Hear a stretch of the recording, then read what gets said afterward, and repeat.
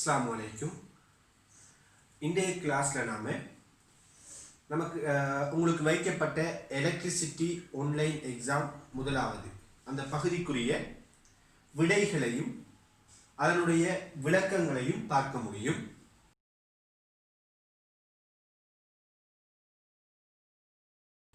அந்த வகையில் நம்ம முதலாவது கேள்விக்கு போகலாம்.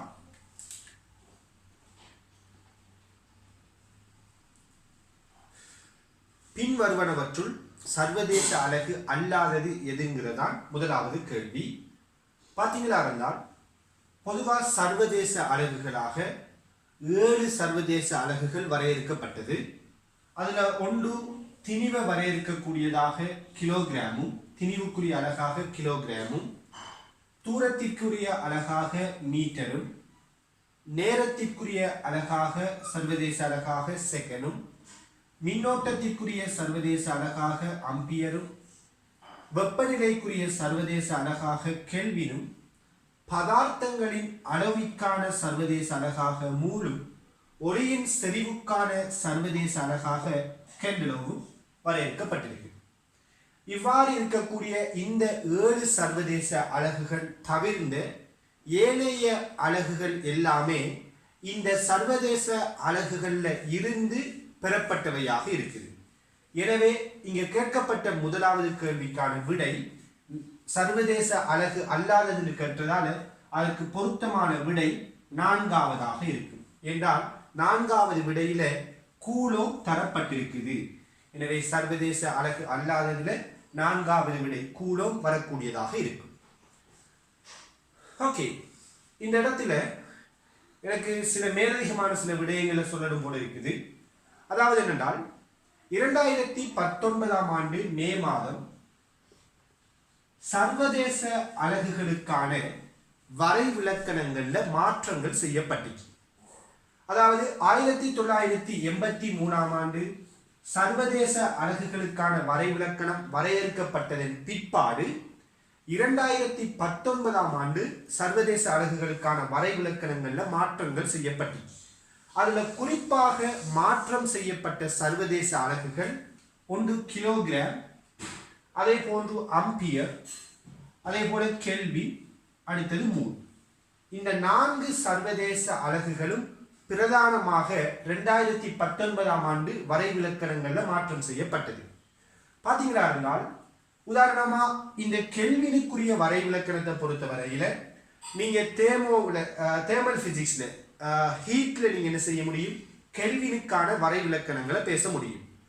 கெல்வினுக்கான வரைவிலக்கணமாக படித்த விடயம், கெல்வினுக்கான வரைவிலக்கணமாக சொல்லப்படுறது மும்மை புள்ளியின் 1/273.16 மடங்கு தான் ஒரு கெல்வின் என சொல்லப்படும் இல்லையா. இது 1983 அதற்கு முற்பட்ட காலப்பகுதியில் வரையறுக்கப்பட்ட வரைவிலக்கணம். ஆனால் 2019ஆம் ஆண்டு இந்த கெல்வினுக்கான வரைவிலக்கணத்துல மாற்றத்தை செய்திருக்கிறாங்க. அதே போல அம்பியருக்கான வரைவிலக்கணத்தை நாம மேக்னெட்டிக் ஃபீல்ட்ல படிக்க முடியும். இந்த அம்பியருக்கான வரைவிலக்கணத்தை பொறுத்த வரையில 1983ஆம் ஆண்டுக்கு முற்பட்ட காலப்பகுதியில வரையறுக்கப்பட்ட வரைவிலக்கணத்தை தான் இவரோட சிலபஸ்ல நாம உள்வாங்கி இருக்கிறோம். ஆனால் 2019ஆம் ஆண்டு மே மாதம் இந்த அம்பியருக்கான வரைவிலக்கணத்திலையும் மாற்றம் செய்யப்பட்டிருக்கு. அதே போல ஏனைய இந்த 2 அலகுகளுக்கும் அதனுடைய வரைவிலக்கணங்கள்ல மாற்றங்கள் செய்யப்பட்டிருக்கிறத நாம் அறியலாம். உங்களுக்கு விருப்பம் இருந்தால் நீங்க இது தொடர்பான விடயங்களை தேடி படிச்சு கொள்ளுங்க.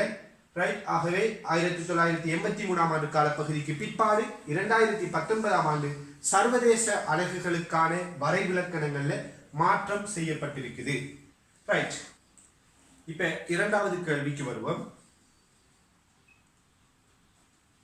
தடை வெப்பநிலை குணகத்தின் அலகு யாது அப்படின்னு கேட்டிருக்கிறாங்க. நமக்கு தெரியும் தடை வெப்பநிலை குணகத்தை தொடர்பு படுத்தக்கூடிய சமன்பாடு R theta சமன் R naught into 1 plus alpha theta. அதாவது R தீட்டாங்கிறது ஒரு தீட்டா பாகை செல்சியஸ்ல இருக்கக்கூடிய தடையின் பருமனாக இருக்கும். R நோட்டுங்கிறது 0 பாகை செல்சியஸில் உள்ள தடையாக இருக்கும். அதே நேரத்தில் அல்பாங்கிறது தடை வெப்பநிலை குணகம், தீட்டாங்கிறது குறிப்பிட்ட வெப்பநிலையை குறிக்கும்.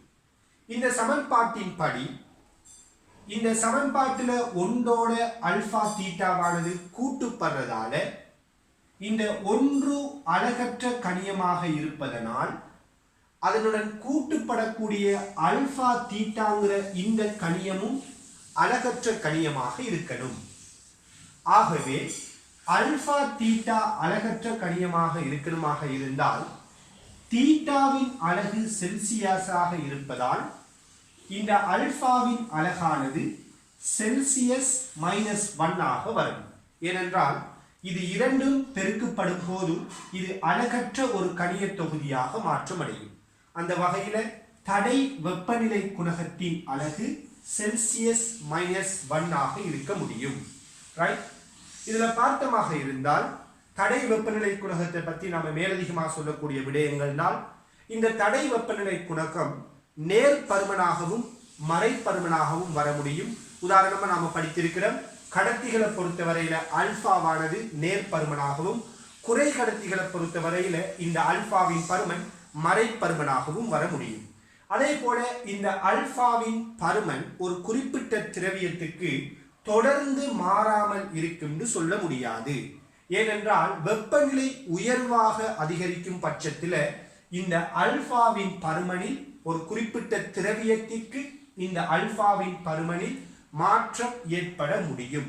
அதனாலதான் வெப்பநிலைக்கும் தடைக்குமான கிராஃபை பொறுத்தவரையில வெப்பநிலைக்கும் தடைக்குமான கிராஃபை பொறுத்தவரையில ஒரு கடத்திக்கும் வெப்பநிலைக்கும் தடைக்குமான கிராஃப், ஒரு கடத்தியின் வெப்பநிலைக்கும் தடைக்குமான கிராஃப் இவ்வாறான ஒரு வளையாக வந்து சேரும்.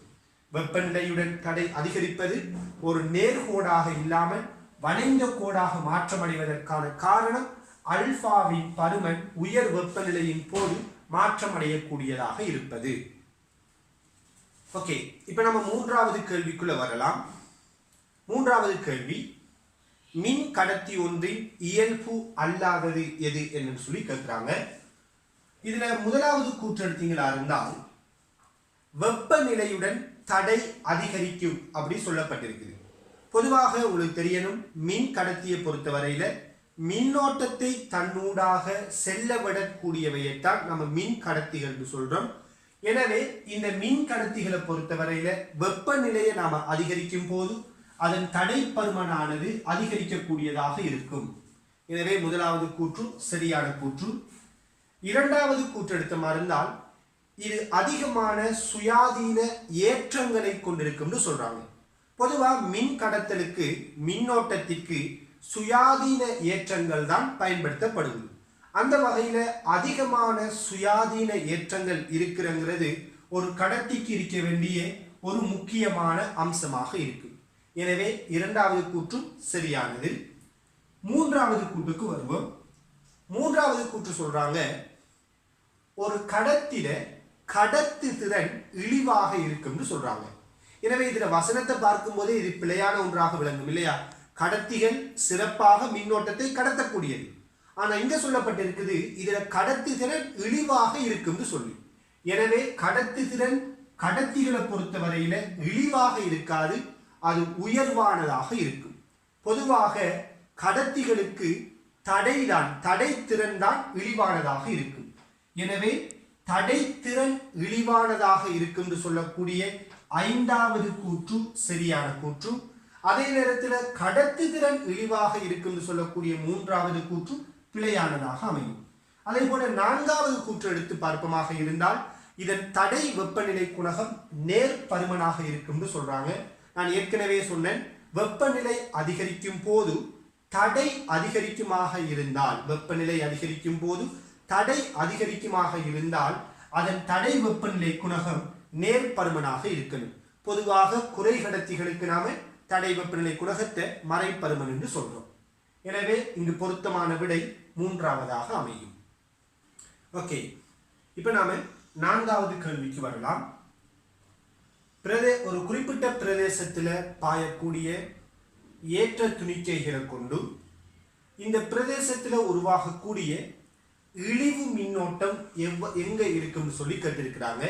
ABCDல இழிவு மின்னோட்டம் எங்க இருக்கும்னு கேட்கிறாங்க. முதல் உங்களுக்கு தெரியணும், நேர் ஏற்ற துணிக்கைகள் அசையக்கூடிய திசையே மின்னோட்டத்தின் திசையாக அமையும். அதே நேரத்தில் மறையேற்றங்கள் அசையக்கூடிய திசைக்கு எதிர் திசைதான் மின்னோட்டத்தின் திசையாக இருக்கும்.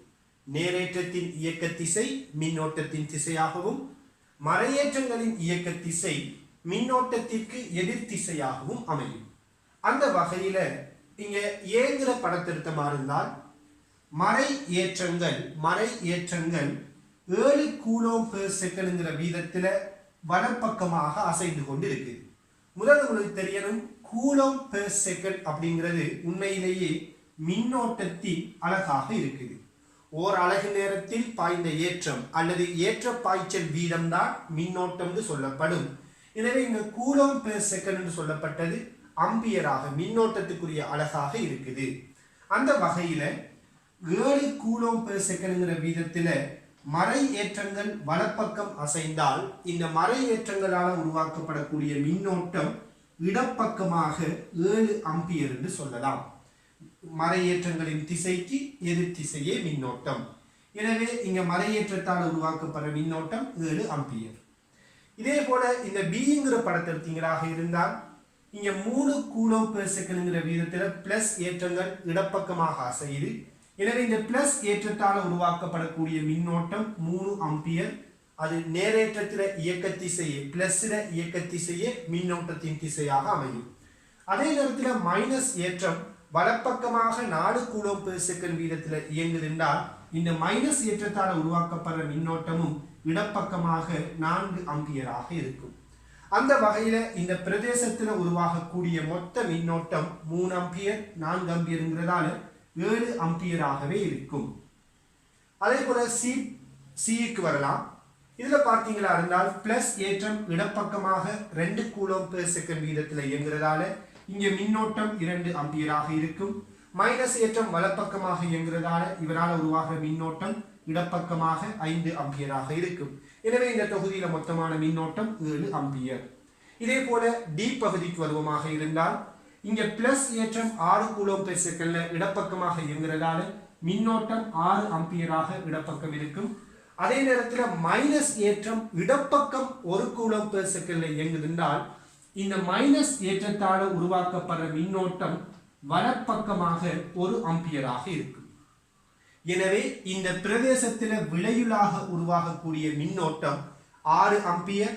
இங்க 1 அம்பியருங்கிறதாக விளையுளான மின்னோட்டம் 5 அம்பியராக வரும்.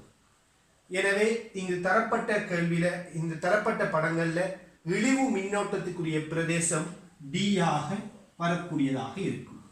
இழிவு மின்னோட்டத்திற்கான பிரதேசம் டி ஆக அமையும். ஓகே, இப்ப நம்ம 5வது கேள்விக்கு வரலாம். ஒரு கடத்தியினூடாக 5 அம்பியர் மின்னோட்டம் 4 நிமிடத்திற்கு பாய்கின்றதாயின் அந்த கடத்தியினூடு பாய்ந்த இந்த காலப்பகுதியில் அந்த கடத்தியினூடு பாய்ந்த ஏற்றத்தின் பருமன் என்ன அப்படின்னு கேட்கிறாங்க. ஸோ உங்களுக்கு தெரியும், சிம்பிளான ஒரு கேள்வி. Q7 IP பாய்ந்த மின்னோட்டத்தை பாய்ந்த நேரத்தால் பெருக்கினமா இருந்தால் பாய்ந்த ஏற்றம் வரும். எனவே மின்னோட்டம் 5 அம்பியர், நேரம் 4 நிமிடம். பார்த்தீங்களா இருந்தால் இங்க மின்னோட்டம் அம்பியர்ல இருக்குது, நேரம் நிமிடத்தில் இருக்க முடியாது இல்லையா? இங்க கூலோம் வரணுமா இருந்தால் இந்த அம்பியரோட செகண்ட் தான் பெருக்கப்படணும். அம்பியர் செகண்ட் தான் கூலோமாக இருக்கும். எனவே நேரம் நிமிடத்தில் இருக்கிறத நம்ம செகண்டுக்கு மாற்றணும். எனவே 4 நிமிடம் தான் 4 தர 60 செகண்ட். ஆகவே பாருங்க, 5 தர 4 தர 60 அதமா இருந்தால் 1200 கூலோம் வரும். 6வது கேள்விக்கு வரலாம். ஒரு செப்பு கடத்திக்கு 50 பாகை செல்சியஸ்ல தடை 5 ஓமாகவும் 100 பாகை செல்சியஸ்ல தடை 6 ஓமாகவும் இருப்பின் 0 பாகை செல்சியஸ்ல தடை என்ன அப்படின்னு கேட்டிருக்கிறாங்க. எனவே நமக்கு தெரியும், வெப்பநிலை தடையை தொடர்படுத்தக்கூடிய சமன்பாடு R θ Saman R not into 1 plus alpha θ. எனவே இந்த சமன்பாட்டில் இங்க தரப்பட்ட தரவுகளை பிரதியிட முடியும். அந்த வகையில நான் 50 பாகை செல்சியஸுக்குரிய தரவுகளை பிரதியிடுறேன். 50 பாகை செல்சியஸ்ல தடை 5 ஓம்ங்கிறதால R θ வார இடத்துல 5 ஓம் வரணும். இது 0 பாகை செல்சியஸ்ல இருக்கக்கூடிய தடையாக இருக்குது. 1 பிளஸ் ஆல்பா இன்டு தீட்டா வார இடத்துல வெப்பநிலையான 50 வரக்கூடியதாக இருக்குது. இதே போல இந்த சமன்பாடை நாம 100 பாகை செல்சியஸுக்கு பிரதியிட முடியும். 100 பாகை செல்சியஸுக்கு பிரதியிட்டால் 100 பாகை செல்சியஸ்ல தடை 6 ஓமாக இருக்குது. 0 பாகை செல்சியஸ்ல தடை R0 1 plus alpha into theta வார இடத்துல 100 வரும். இப்படி இரண்டு சமன்பாடுகளை பிரதியிடலாம். இப்ப கவனிங்க, நான் இந்த இரண்டு சமன்பாடுகளை பயன்படுத்தி R நோட்டோட பருமனை கண்டுபிடிக்க போறேன். இந்த சமன்பாடுகளை பயன்படுத்தி R நோட்டை கண்டுபிடிப்பதற்காக நான் இந்த முதலாவது சமன்பாடை 2ஆல பெருக்கிறேன். முதலாவது சமன்பாடை 2ஆல பெருக்கிறேன். ஏனென்றால் இங்க R நோட் இங்க 100 ஆல்பா இருக்குது, இங்க 50 ஆல்பா இருக்குது. ஆகவே இங்க 100 ஆல்பா 100 ஆல்பாவை ஏற்படுத்தணுங்கிறதுக்காக இந்த முதலாவது சமன்பாடை 2ஆல பெருக்கிறேன். இந்த சமன்பாடை 2ஆல பெருக்கினால் 5 2ஆல பெருக்கினால் 10 வரும். அதே போல R நோட்டை 2ஆல பெருக்கிறோம். R நோட்டை 2ஆல பெருக்கினால் 2 R naught 1 plus alpha into 50 வரும். இப்போ நான் இந்த சமன்பாடை விரித்தெழுதுகிறேன். 10 சமன் 2 R நோட் பிளஸ் 2 R நோட்டை 50 ஆல்பாவால பெருக்கினால் 100 R நோட் ஆல்பான்னு வரும். இதே போல இந்த சமன்பாட்டையும் விரித்தெழுதியிருக்கலாம். 6 சமன் R நோட் 100 R நோட் ஆல்பான்னு வரும். இப்ப கவனிங்க, இது ஒரு சமன்பாடு, இது இன்னும் ஒரு சமன்பாடு. இப்ப நான் இந்த சமன்பாடை ஏண்டும் இந்த சமன்பாடை நான் மீண்டும் சொல்றேன். இப்ப நான் இந்த இரண்டு சமன்பாடுகளை ஒன்றிலிருந்து ஒன்று கழிக்கிறேன். ஏயிலிருந்து பியை கழிக்கிறேன். கழித்தால் 10லிருந்து 6 கழிப்பட்டால் 4 வரும். 2 R நோட்லிருந்து R நோட் கழிப்பட்டால் R நோட் வரும். 100 R நோட் ஆல்பா, இங்க 100 R நோட் ஆல்பா கழிப்பட்டால் இல்லாமல் போகும். எனவே R நோட்டின் பருமன் 4 ஓமாக அமையும். R நோட்டின் பருமன் 4 ஓமாக அமையும். இப்ப 7வது கேள்விக்கு வரலாம். 7வது கேள்வி உருகியோட தொடர்புடையதாக இருக்குது. உங்களுக்கு தெரியும், உருகியை பொறுத்தவரையில ஒரு குறிப்பிட்ட மின்னோட்டத்தை விட கூடிய மின்னோட்டம் அதனோடு பாய முற்படும் போது இந்த உருகியானது உருகலடைந்து இச்சுற்றினூடாக பாயக்கூடிய மின்னோட்டத்தை தடுக்கக்கூடியதாக இருக்கு. அந்த வகையில இந்த உருகியினூடான மின்னோட்டம் 3 ஆம்பியர் வரை மட்டுப்படுத்துவதற்கு இந்த உருகி கொண்டிருக்க வேண்டிய விட்டம் யாது அப்படின்னு கேட்டிருக்கிறாங்க. மறந்துடக்கூடாது, இங்க கேட்கப்பட்ட கேள்வி விட்டம். ஏனென்றால் சில மாணவர்கள் அவசரத்துல கேள்வியை வேகமா செய்துட்டு கடைசியா விடைய ஆரை சார்பா எடுத்து ஆரைக்குரிய விடைய அங்க மார்க் பண்ணி வைப்பாங்க. எனவே கவனமா இருந்து கொள்ளுங்க, இங்க கேட்கப்பட்டிருக்கிறது விட்டம். அந்த வகையில இந்த ஃபியூஸை பத்தி சொல்லப்படுற மேலதிகமான தரவு என்னென்றால், இந்த ஃபியூஸினூடான மின்னோட்ட அடர்த்தி 400 ஆம்பியர் பெர் சென்டிமீட்டர் ஸ்கொயராக இருக்கும் போது இந்த உருகியானது உருகலடையக்கூடியதாக இருக்குமா. ஆகவே பாருங்க, 3 ஆம்பியர் வரை மின்னோட்டம் மட்டுப்படுத்தப்படுவதென்றால் 3 ஆம்பியரை விட மின்னோட்டம் அதிகரிக்கக்குள்ள இந்த உருகி உருகக்கூடியதாக இருக்கணும். ஆகவே 3 ஆம்பியர் மின்னோட்டம் இதனூடாக பாயும் போது இந்த ஃபியூஸ்ல மின்னோட்ட அடர்த்தி 400ஆக இருக்கணும். 3 ஆம்பியர் மின்னோட்டம் பாயும் போது இந்த ஃபியூஸ்ல மின்னோட்ட அடர்த்தி 400ஆக இருக்கணும். ஆகவே 3 ஆம்பியரை விட கூடுகின்ற காலமெல்லாம் இந்த ஃபியூஸ் உருகக்கூடியதாக அமையும். எனவே மின்னோட்ட அடர்த்தி 400ஆகவும் மின்னோட்டம் 3 ஆம்பியராகவும் இருக்கணும்னால் இதுல விட்டம் என்னன்னு சொல்லி கேட்கிறாங்க. ஆகவே பாருங்க, மின்னோட்ட அடர்த்திக்கான சமன்பாடு தெரியும். ஓர் அலகு பரப்பினூடாக பாய்கின்ற மின்னோட்டம் தான் மின்னோட்ட அடர்த்தி. அந்த வகையில J சமன் I/A. எனவே A சமன் I/J என்று எழுத முடியும். இதிலிருந்து ஏக்குரிய சமன்பாடு எழுதலாம். நான் இந்த ஃபியூஸ்ட RA ஸ்மால் r என்று எடுக்கிறேன். எனவே A சமன் πr ஸ்கொயர் எழுத முடியும். I/J க்கு சமம்.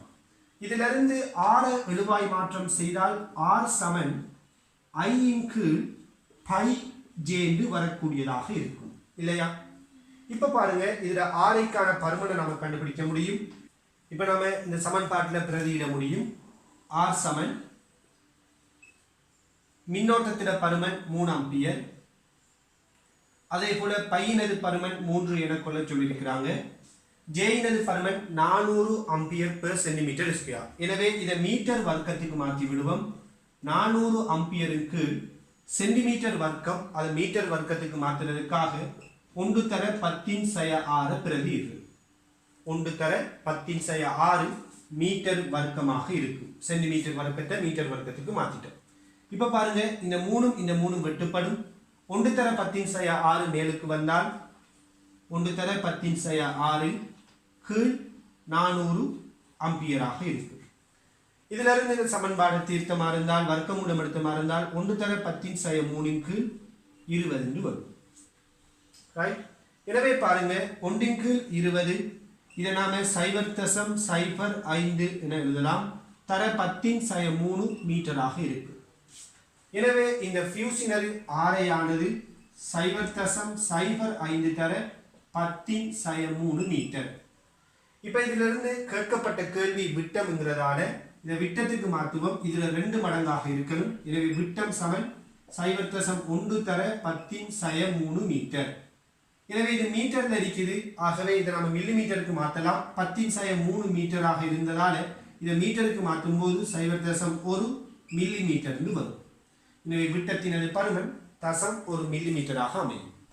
ஓகே, இப்ப நாம 8வது கேள்விக்குள்ள போகலாம். 8வது கேள்வி எடுத்தீங்களா இருந்தால், ஒரே திரவியத்தால் செய்யப்பட்ட ஒரே நீளத்தை உடைய 2 வேறுபட்ட கடத்திகள தடைகள விகிதம் என்னன்னு கேட்டிருக்கிறாங்க. இதுல ஒரு கடத்தி 1 மில்லி மீட்டரை உடைய ஒரு திண்ம கடத்தியாகவும், இரண்டாவது கடத்தி 2 மில்லி மீட்டர் வெளிவிட்டமும் 1 மில்லி மீட்டர் உள் விட்டத்தையும் உடைய குழாய் வடிவ கடத்தியாகவும் இருக்கலாம். இந்த 2 தடைகள விகிதத்தை நாம் கண்டுபிடிப்பதற்காக தடையினது சமன்பாடு முதலாக எழுதிக் கொள்வோம். ஆர் சமன் ரோ எல்லுங்கில் ஏ. இங்க ரோங்கிறது தடைத்திறன், எல்லுங்கிறது கடத்திறன் நீளம், அதே போல ஏங்கிறது குறுக்குவெட்டு பரப்பு. அந்த வகையில இந்த ஏபிங்கிற இந்த 2 கடத்திகளை பொறுத்தவரையில ரோ எல் இது ரெண்டுமே இந்த 2 கடத்திகளுக்கும் சமனாக இருக்கும் இல்லையா? ஒரே திரவியத்தால் செய்யப்பட்டதால ரோ சமன், அதே போல நீளங்களும் சமன். எனவே இந்த 2 கடத்திகளுக்கும் ரோவும் எல்லும் சமனாக இருக்கும். அந்த வகையில பாருங்க, ஏங்கிற கடத்தி, இதை நான் ஏங்கிற கடத்தின்னு சொல்றேன். இந்த ஏங்கிற கடத்தில தடை ரோ எல்லின் கீழ் ஏங்கிற கடத்தில குறுக்குவெட்டு பரப்பாக இருக்கும். அதே போல பிங்கிற கடத்தி எடுத்தீங்களா இருந்தால், பிங்கிற கடத்தில தடை ரோ எல்லின் கீழ் பிங்கிற கடத்தில குறுக்குவெட்டு பரப்பாக இருக்கும். என்றால் ரோ எல்லுங்கிறது 2க்கும் சமனாக இருக்குது. அல்லது நீங்க சொல்லி இருக்கலாம், இந்த தடையானது இதுல குறுக்குவெட்டு பரப்புக்கு நேர்மாறு விகித சமன்ங்கிற வடிவத்திலையும் எழுதியிருக்க முடியும். எனவே RA சமன் ரோ எல்லுங்கில் AA, RB சமன் ரோ எல்லுங்கில் AB. இது A ல குறுக்குவெட்டு பரப்பு, இது B ல குறுக்குவெட்டு பரப்பு. இப்ப நான் AAயும் BAயும் பிரிக்கிறேன். AAயும் BAயும் பிரிக்கிறேன். RA இன் கீழ் RB சமன் RA இன் கீழ் RB சமன் இந்த ரோயல் வெட்டுப்படும். எனவே 1 இன் கீழ் AA இன்டு 1 இன் கீழ் AB இது மேலுக்கு வரும். எனவே AB இன் கீழ் A என்று வரும். அதாவது தடைகள விகிதம் இதுல குறுக்குவெட்டு பரப்புற விகிதத்துக்கு நேர்மாறாக வரும். இப்ப பாருங்க, இது B இனது குறுக்குவெட்டு பரப்பு, இது A இனது குறுக்குவெட்டு பரப்பு. எனவே நான் முதலாவது A இனது குறுக்குவெட்டு பரப்பு எடுக்கிறேன். இது ஒரு திண்ம கடத்தியாக இருக்குது. எனவே இதுல குறுக்குவெட்டு பரப்படுத்தமா இருந்தால் விட்டம் 1 மில்லி மீட்டராக இருக்கிறதால இதுல 6.5 மில்லி மீட்டராக இருக்கும். எனவே பை இன்டு 0.5 வர்க்கம் சொல்லலாம். பை இன்டு 0.5 வர்க்கம், பையார் வர்க்கம். விட்டம் 1 மில்லி மீட்டர்ங்கிறதால 6.5. எனவே பை இன்டு 0.5 வர்க்கம். அதே போல இந்த கடத்திக்குரிய குறுக்குவெட்டு பரப்படுத்தமா இருந்தால் இதுல குறுக்குவெட்டுட வடிவம் இவ்வாறாக இருக்குது. இதுல குறுக்குவெட்டு பரப்பு இப்படியான ஒரு வடிவத்தில் இருக்கும். எனவே இதுல வெளிவிட்டம் 2 மில்லிமீட்டர் என்றும் உள்விட்டம் 1 மில்லிமீட்டர் என்றும் தரப்பட்டிருக்குது. ஆகவே பார்த்தீங்கன்னா இந்த கடத்திக்குரிய குறுக்குவெட்டு பருமனை நம்ம கண்டுபிடிக்கலாம். அதாவது இந்த கடத்திர குறுக்குவெட்டு பரப்புங்கிறது இந்த வெளிவட்டத்திட குறுக்குவெட்டு பரப்பிலிருந்து இந்த உள்வட்டத்துக்குரிய குறுக்குவெட்டு பரப்பை கழித்து வரதாக இருக்கும். ஆகவே இந்த கடத்திர குறுக்குவெட்டு பரப்பு பிங்கிற இந்த கடத்திர குறுக்குவெட்டு பரப்பு வெளிவட்டத்திட குறுக்குவெட்டு பரப்பிலிருந்து வெளிவட்டத்தில குறுக்குவெட்டு பரப்பு என்ன வரும்? இதுல விட்டம் 1 மில்லிமீட்டருங்கிறதால விட்டம் 2 மில்லிமீட்டருங்கிறதால 1 மில்லிமீட்டராக இருக்கும். எனவே வெளிவட்டத்துக்குரிய பரப்பு பை 1 வர்க்கம் மைனஸ் இந்த உள்வட்டத்துக்குரிய பரப்பை கழிச்சுவாரு. உள்வட்டத்துக்குரிய விட்டம் 1 மில்லிமீட்டருங்கிறதால அதுல 6.5 மில்லிமீட்டர்.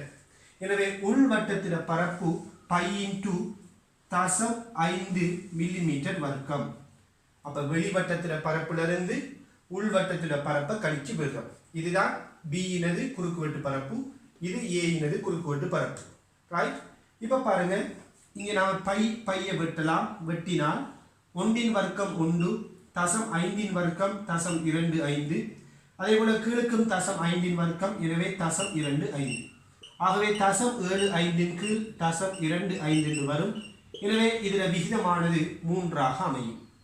இந்த இடத்துல சில பேருக்கு சந்தேகம் வந்திருக்கலாம், இங்க நம்ம மில்லி மீட்டர்ல இருக்கிறத ஏன் மீட்டருக்கு மாத்தல அப்படின்னு ஒரு கேள்வி வரும், சந்தேகம் வரும். என்ன காரணம் என்றால் இந்த சமன்பாட்டுல நம்ம மேலுக்கும் கீழுக்கும் பரப்பை பயன்படுத்துறோம். எனவே மேலுக்கும் நாம மில்லி மீட்டர்ல தான் பிரதியிட்டு இருக்கிறோம், கீழுக்கும் மில்லி மீட்டர்ல பிரதியிட்டதால மில்லிமீட்டர் பகுதியானது வெட்டுப்படும். எனவே நமக்கு அலகு மாற்றம் செய்ய வேண்டிய அவசியம் இல்லை. ஓகே, இப்ப நாம 9வது கேள்விக்குள்ள வரலாம். இந்த கேள்வி எடுத்தீங்களா இருந்தால் மிக அதிகமான மாணவர்கள் இந்த எக்ஸாம்ல பிழை விட்ட ஒரு கேள்வியாக இந்த 9வது கேள்வி இருக்குது. 26.4% மாணவர்கள் மாத்திரம்தான் இந்த கேள்விக்கு சரியான விடையை எடுத்திருந்தாங்க.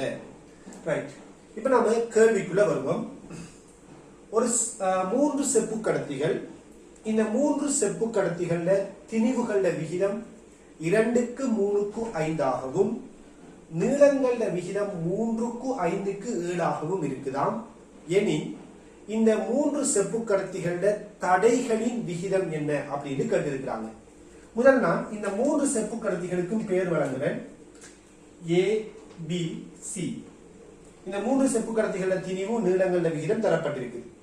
பொதுவா தடைகளுக்கான சமன்பாடுகளை பற்றி நான் படிக்கும் போது 3 விதமான சமன்பாடுகளை படிச்சிருந்தோம்.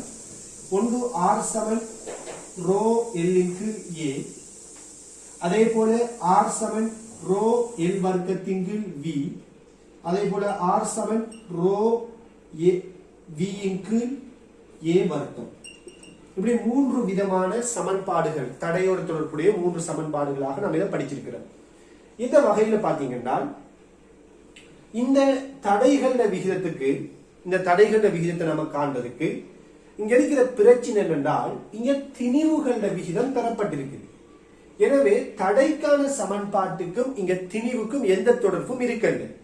பிறகு நாம் எப்படி இந்த திணிவுட விகிதத்தை தடைகள விகிதத்தோடு தொடர்பு படுத்தலாம்னு யோசிப்போம். கவனிங்க, பொதுவா இங்க தரப்பட்ட இந்த 3 கடத்திகளும் செப்பு கடத்தின்னு சொல்லி இருக்கிறாங்க இல்லையா? எனவே இந்த 3 கடத்திகள அடர்த்திகளும் சமனானது.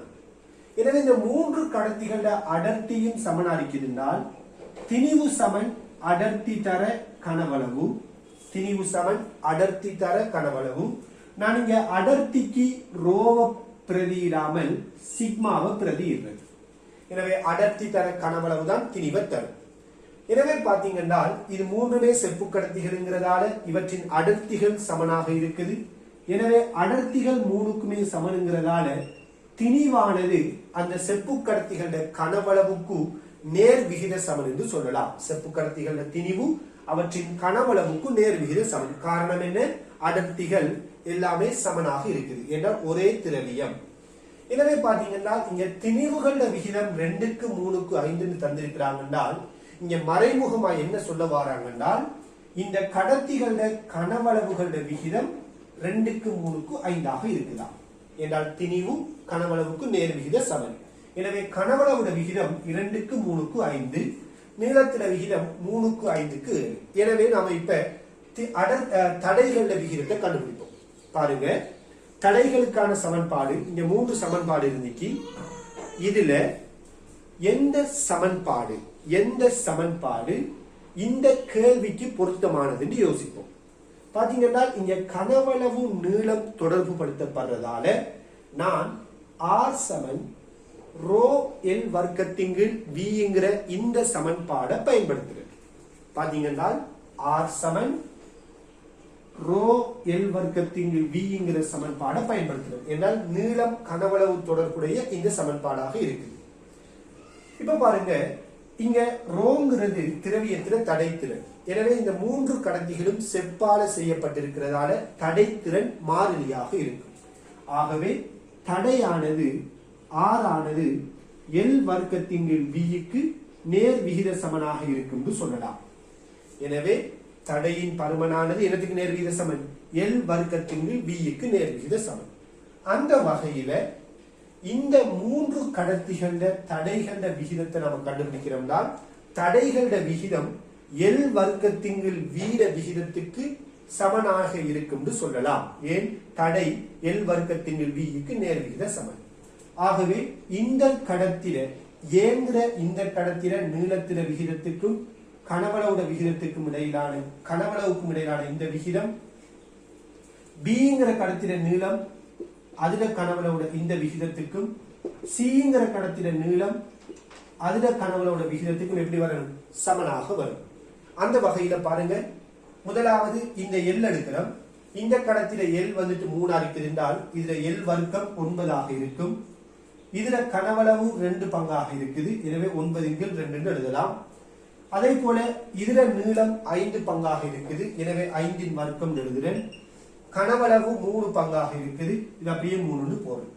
அதே போல சிங்கிற கடத்தில நீளம் 7 இருக்குது. எனவே அதுல வர்க்கம் 7 வர்க்கம் எழுதுறேன். எனவே அதே போல இதுல கனவளவுட விகிதம் 5 இருக்குது. எனவே இங்க 5 போறோம். இப்ப பாத்தீங்கன்னா இந்த 3 தடைகளும் எல் வர்க்கத்தின் விக்கு நேர் விகித சமன்ங்கிறதால எல் வர்க்கத்தின் வீட விகிதங்களை நான் இங்க போட்டு இருக்கிறேன். இதுல இருந்து பாருங்க, 5 வர்க்கம் நான் நேரடியாக எழுதுறேன். 5 வர்க்கம் 25, 7 வர்க்கம் 49. எனவே இதுதான் எல் வர்க்கத்தின் விங்கிற இந்த 3 கடத்திகள விகிதமாகவும் இருக்கும். இந்த எல் வர்க்கத்தின் விங்கிற விகிதம் தடைகள விகிதத்துக்கு எப்படிப்பட்டது? சமனானது. என்றால் எல் வர்க்கத்தின் வி தடைக்கு நேர் விகித சமன். எனவே இப்ப இந்த எல் வர்க்கத்தின் வீட இந்த விகிதங்களை நாம முழு எண்ணுக்கு மாற்றுவோம். இந்த விகிதங்களை முழு எண்ணுக்கு மாற்றுவோம். எனவே இந்த 3 விகிதங்களை முழு எண் பருமனுக்கு மாற்றுவதற்காக நாம இந்த 3க்குமே ஒரு போமசி எடுத்து பெருக்கலாம். அந்த வகையில இந்த 3க்கும் பொருத்தமான போமசி என்ன? 2, 3, 5. இந்த 3க்கும் பொருத்தமான போமசி 15 இருக்குது. எனவே நான் இதை 15 பெருக்கிறேன். சோ 9 15 30 இருக்குது. எனவே நான் இதை 30 பெருக்கிறேன். 30 பெருக்கினால் 9/2 30 பெருக்குமா இருந்தால் 15 தர 9 வரும் இல்லையா? இங்க 30 பெருக்கும் போது இந்த 2 30 சுருக்குப்படுற 2 இந்த 30 சுருக்குப்படுறதால 15 தர 9 வரும். அதே போல இதை 30 பெருக்கும் போது 10 தர 25 வரும். அதே போல இதை 30 பெருக்கும் போது 30க்கு 5 வரதால 6 தர 49 வரும். இப்ப பாருங்க, 15 தர 9, இங்க 10 தர 25, 6 தர 49. இந்த 3 விகிதத்தை நாம் யோசிக்கிறோம். அந்த வகையில 15 தர 9 எடுத்தமா இருந்தால் 135 வரும். 10 தர 25 எடுத்தமா இருந்தால் 250 வரும். அதே போல 49 தர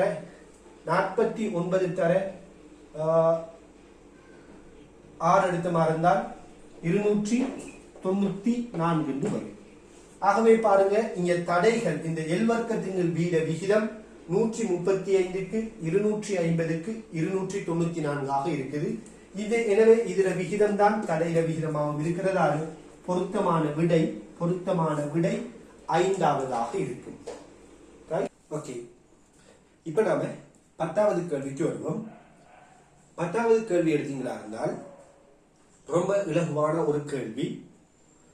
அதாவது 160 கூலோம் ஏற்றத்தை கொண்ட மேக கூட்டமானது தன்னுடைய ஏற்றத்தை பூமிக்கு 0.5 மில்லி செகண்டில் இழக்குமாயின் இவ்வாறு இழக்கப்படும் போது இந்த மின்னல் காரணமாக உருவாகிய மின்னோட்டம் என்னன்னு கேட்கிறாங்க. ஏற்றம் பெற்ற மேக கூட்டம் தன்னை ஏற்றத்தை பூமிக்கு இழக்குது. இப்படி பூமிக்கு இழக்கிற இந்த நிகழ்வை நம்ம மின்னல் அப்படின்னு சொல்றோம். இந்த மின்னலின் போதான மின்னோட்டம் என்னங்கிறதான் கேள்வி. சோ பாருங்க, 160 கூலோம் 0.5 மில்லி செகண்ட்ல தன்னுடைய ஏற்றத்தை இழக்குதுன்றால் உங்களுக்கு தெரியும் மின்னோட்டத்துக்கான சமன்பாடு I = Q/T இல்லையா? எனவே இழக்கப்பட்ட ஏற்றம் 160 கூலோம், இழந்த நேரம் 0.5 மில்லி செகண்ட். மில்லி செகண்ட்ல இருக்கிறத நாம செகண்டுக்கு மாற்றுவோம். எனவே 10⁻3. எனவே பாருங்க 160 கூலோம் 0.5 தர 10⁻3 செகண்டாக இருக்குது. எனவே இதை தீர்த்தமாக இருந்தால் 3.2 தர 10⁻5 கூலோம் 5 ஆம்பியர் என்று வரும். ரைட், 3.2 தர 10⁻5 ஆம்பியர் என்று வரும். ஓகே, இப்ப நாம 11வது கேள்விக்கு வருவோம். ரைட், பாருங்க 11வது கேள்வி எடுத்தீங்களா இருந்தால் ஒரு கடத்தியினூடான மின்னோட்டம் I ஆனது I0 plus KT சமன்பாட்டால தரப்படுவது. இதுல I0 100 ஆம்பியர் ஆகவும் K 8 ஆம்பியர் செகண்ட் -1 ஆகவும் இருக்குதாம். எனின் முதல் 20 செகண்டில் இந்த கடத்தியினூடு பாய்ந்த ஏற்றம் யாது அப்படின்னு கேட்டிருக்கிறாங்க. முதலாவது பாருங்க, உண்மையிலேயே இந்த I0 பருமன் ஒரு மாறிலி பருமன், அதாவது 100 ஆம்பியர் அடிக்க போகுது. ஆனால் நேரத்தோட இந்த கடத்தியினூடாக பாய்கின்ற மின்னோட்டமானது தொடர்ந்து மாறக்கூடியதாக இருக்கும். என்ன காரணம் தான், உதாரணமா இந்த K 8 இந்த T 1 செகண்டாகவும் இருந்தால் இந்த I0 இந்த T 1 K 8 என்றால் I0 8 கூட்டுப்படும். இதே இது 2 செகண்டாக இருந்திருந்தால் T 2 K 8ங்கிறதால 2 தர 8 16 I0 கூட்டுப்படும். எனவே நேரம் மாற மாற அந்த கடத்தியினூடாக பாய்கின்ற மின்னோட்டமானது மாறிக்கொண்டு இருக்கும். ஆகவே முதல் 20 செகண்ட்ல பாய்ந்த ஏற்றத்தை கேட்கிறதால நான் முதலாவது இந்த மின்னோட்டம் நேரத்தோட என்ன வடிவத்தில் மாறுங்கிறத யோசிக்கிறேன். நேரத்தோட இந்த மின்னோட்டம் என்ன வடிவத்தில் மாறுங்கிறத யோசிக்கிறேன். அதுக்காக நான் இந்த சமன்பாட்டை மாற்றி அமைக்கிறேன். பாருங்க, சின்ன ஒரு விடயம். I = I0 KT நாம KT plus I0 எழுதலாம் இல்லையா? இப்ப இதுல நான் I y அச்சிலையும் T x அச்சிலையும் கொண்டதாக ஒரு வரைப வரைந்தால், I y அச்சிலையும் T x அச்சையும் கொண்டதாக ஒரு வரைப வரைந்தால் அந்த வரைபானது நேர்கோடாக அமையும். பாருங்க, T x அச்சு, I y அச்சு. எனவே இது K படித்திறன் அடிக்கணும், I0 வெட்டு துண்டாக இருக்கணும். எனவே நேரத்தோட மின்னோட்டத்துக்கான மாறலை பாத்தீங்களா இருந்தால் ஒரு நேர்கோட்டு சமன்பாடை திருப்தி செய்யக்கூடிய அமைப்புல இருக்குது. ஆகவே பாருங்க, y = mx இந்த சமன்பாட்டின் படி நேரத்தோட மின்னோட்டத்துக்கான கிராஃப் இப்படியான ஒரு அமைப்புல வரும். இதுல T 0 இருக்கக்குள்ள இந்த மின்னோட்டத்துல பருமன் எடுத்தீங்கன்றால் T 0 இருக்கக்குள்ள இந்த மின்னோட்டத்துல பருமன் எடுத்தீங்களா இருந்தால் I ஆனது I0 சமனாக வரும் இல்லையா? T க்கு பதிலா பூஜ்ஜியத்தை பிரதியிட்டால் இந்த கோவை பூஜ்ஜியம். எனவே I ஆனது I0 சமம். எனவே T 0 இருக்கக்குள்ள I னது பருமன் I0 100 ஆம்பியராக இருக்கும். அதே நேரத்தில் இது ஒரு நேர்கோடாக அமைந்தது.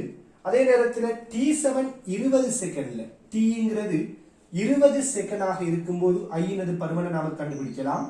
I I0 வார இடத்துல 100, K வார இடத்துல 8, T வார இடத்துல 20. ஸோ பிரதியீட்டமாக இருந்தால் 160 பிளஸ் 100 260 ஆக இருக்கும். எனவே T சமன் 20 செகண்டாக இருக்கும் போது I இனது பருமன் 260 ஆம்பியராக இருக்குது. ரைட்? ஆகவே பார்த்தீங்கன்னா நேரத்தோட மின்னோட்டம் சீராக அதிகரித்து கொண்டிருக்குது. T சமன் 0 இது 100 ஆம்பியராக இருக்கும். அதே நேரத்தில் 20 செகண்ட்ல Tங்கிறது 20 செகண்டாக இருக்கும் போது I இனது பருமன் 260 ஆம்பியராக இருக்கும். இதுல இருந்து பார்த்தோமா இருந்தால் நாம 20 செகண்ட்ல பாய்ந்த ஏற்றத்தை கண்டுபிடிப்பதற்காக இந்த வரைவினது பரப்பை பயன்படுத்தலாம். ஸோ உங்களுக்கு தெரியும் நாம இது போன்ற கேள்விகளை நம்முடைய ஜூம் கிளாஸ்ல நாம செய்து பார்த்திருக்கிறோம். டியூட்ல இருக்கிற கேள்விகளை செய்து பார்த்திருக்கிறோம். அந்த வகையில நேரத்தோட இந்த மின்னோட்டத்துக்கான கிராஃப்ல இருந்து 20 செகண்ட்ல பாய்ந்த ஏற்றத்தை கண்டுபிடிப்பதற்கு இந்த முதல் 20 செகண்டிற்கான பரப்பை கண்டுபிடிக்கணும். இந்த பரப்பு தான் ஏற்றத்தை தரும் இல்லையா? எனவே இதுல பரப்படுத்தமா இருந்தால் இது ஒரு சரிவகமாக இருப்பதனால இதனது பரப்படுத்தமா இருந்தால் இது ஒரு சரிவகமாக இருப்பதனால அரைத்தர சமாந்தர பக்கங்களின் கூட்டுத்தொகை இது 100 ஆம்பியர், இது 260 ஆம்பியர். சமாந்தர பக்கங்களின் கூட்டுத்தொகை தர குத்துயரம் என்கிற சமன்பாடை பயன்படுத்தலாம். குத்துயரம் 20. எனவே பாருங்க பரப்பு தான் ஏற்றத்தை தரும். எனவே சரிவகமாக இருப்பதனால சமாந்தர பக்கங்களின் கூட்டுத்தொகை இது 100, இது 260, சக குத்துயரம் 20 பெருக்கிறோம். எனவே பாத்தீங்கன்னா இருந்தால் இந்த 2 20 சுருக்கினால் 10 வரும். 260 சக 100, 360 10 பெருக்கினால் 3600 கூலோம்னு வரும். எனவே முதல் 20 செகண்ட்ல பாய்ந்த ஏற்றம் 3600 கூலோமாக அமையும். ஓகே, கவனிங்க. இப்ப நம்ம 12வது கேள்விக்கு வரோம். ஒரு ஹைட்ரஜன் அணுவை சூழ்ந்து இலத்திரனானது R சமன் H வர்க்கத்தின் 16 பை வர்க்கம் ME வர்க்கம்ங்கிற ஆரையுடனும் 4 பை E ஸ்கொயரின் கீழ் Hங்கிற கதியுடனும் வலம் வந்து கொண்டிருக்கிறார். இவ்வாறு இலத்திரன் ஒரு குறிப்பிட்ட ஆரையில ஹைட்ரஜன் அணுட கருவை சூழ்ந்து வலம் வந்து கொண்டிருக்கும் போது இந்த இலத்திரனால உண்டாக்கப்படுகின்ற இந்த இலத்திரனின் இயக்கத்தினால் உண்டாக்கப்படுகின்ற இடை மின்னோட்டம் என்ன அப்படின்னு கேட்டிருக்கிறாங்க. சோ பாத்தீங்களா இருந்தால் பொதுவாக நாம மின்னோட்டத்துக்கான சமன்பாடை சொல்லுவோம் I சமன் Q T. இந்த சமன்பாட்டிலிருந்து இவ்வாறான சுழற்சி இயக்கங்கள், வட்ட இயக்கங்கள், ஆவர்த்தன இயக்கங்களுக்கு நாம பொதுவாக இருக்கிற சமன்பாடு I சமன் QF ஆக இருக்கும் இல்லையா? எனவே பாருங்க நாம எடுத்த இந்த I சமன் QFங்கிற இந்த சமன்பாடு இது ஏற்கனவே நம்முடைய வகுப்பில் நிறுவப்பட்ட ஒரு சமன்பாடு. இந்த I சமன் QFங்கிற இந்த சமன்பாட்டுல நாம F வார இடத்துல கோண வேகத்துக்கான சமன்பாடை பிரதியிட்டு இருக்கிறோம். எனவே உங்களுக்கு தெரியும் F சமன் ஒமேகாவின் கீழ் 2π ஆக இருக்கும். ஒமேகா சமன் 2π F. எனவே F சமன் ஒமேகாவின் கீழ் 2π என்று வரும். இதுதான் மின்னோட்டத்திற்கான கோண வேகத்துடன் தொடர்புடைய சமன்பாடு. ஆனால் இங்க கேட்கப்பட்ட கேள்வியில இலத்திரண்ட கோண வேகம் தரப்படல, தொடரி கதிதான் தரப்பட்டு இருக்குது. ஆகவே நான் இந்த கோண வேகத்தை தொடரி கதி சார்பாக எழுதுறேன். பாருங்க I சமன் Q ஒமேகா வார இடத்துல தொடரி கதி நாம் எழுதலாம் V இன் கீழ் R into 2π. எனவே ஒமேகா வார இடத்துல V இன்கிள் R பிரதியிடும். V சமன் R ஒமேகா. எனவே ஒமேகா சமன் V இன்கிள் R. இப்ப பாருங்க இப்படி நாம தொடரி கதி ஆரைய தொடர்புடையதாக மின்னோட்டத்துக்கான சமன்பாடு எடுத்துட்டோம். இப்ப நான் இந்த சமன்பாட்டுல இந்த தரவுகளை பிரதியிடுறேன். எனவே இது ஒரு இலகுவான ஒரு கேள்வி. I சமன் Q இது வந்துட்டு பாயக்கூடிய ஏற்றத்தை குறிக்கும். அந்த வகையில இங்க பாய்கின்றது இலத்திரனாக இருக்குது. இலத்திரன் ஒன்றுடைய ஏற்றத்தை E என்று எடுக்க சொல்லி இருக்கிறாங்க. இலத்திரன் ஒன்றுடைய ஏற்றம் தான் E ஆக இருக்குது. அதே போல E இன் கீழ் 2π Q ஆர் இடத்துல நம்ம E பிரதியிடுறோம் கீழ் 2π. அடுத்தது தொடரிக்கதி. தொடரிக்கதிட பருமன் தெரியும் 4π E வர்க்கத்தின் கீழ் H. அதே மாதிரி ஆரையினது பருமன் தெரியும் H வர்க்கத்தின் கீழ் 16 π வர்க்கம் ME வர்க்கம். இப்ப பாருங்க இந்த சமன்பாடை தீர்த்து விடலாம். பாத்தீங்களா இருந்தால் இந்த பையையும் வெட்ட முடியும். அதே போல இந்த 2ஐயும் இந்த 4ஐயும் சுருக்கி 2 எடுக்கலாம். ஆகவே இதிலிருந்து பார்த்தமா இருந்தால் இந்த 16 பை வர்க்கம் me வர்க்கம்ங்கிறது மேலுக்கு வரும். அந்த 16ஓட இந்த 2 பெருக்கப்பட்டால் 32 வரணும். அதே போல இந்த பை வர்க்கம் மேலுக்கு வந்தது, அதே மாதிரி m மேலுக்கு வந்தது. இங்க e வர்க்கம் இருக்குது, இந்த கீழுக்கு இருக்கிற கணியம் மேலுக்கு வரும். அதோட இந்த e வர்க்கமும் இந்த ஈயும் பெருக்கப்படுறதால 2 அடுக்கு 2 அடுக்கு 1 அடுக்கு இது 3ஐயும் கூட்டி வாரது ஈயின் 5ஆம் அடுக்காக இருக்கும். அதே போல இங்க கீழுக்கு h இருக்குது, இந்த h வர்க்கத்தோடு சேரும் போது h கணம் என்று வரும். எனவே மின்னோட்டத்திற்கான சமன்பாடு 32 பை me பைக்கு h இன் கணமாக இருக்கும்.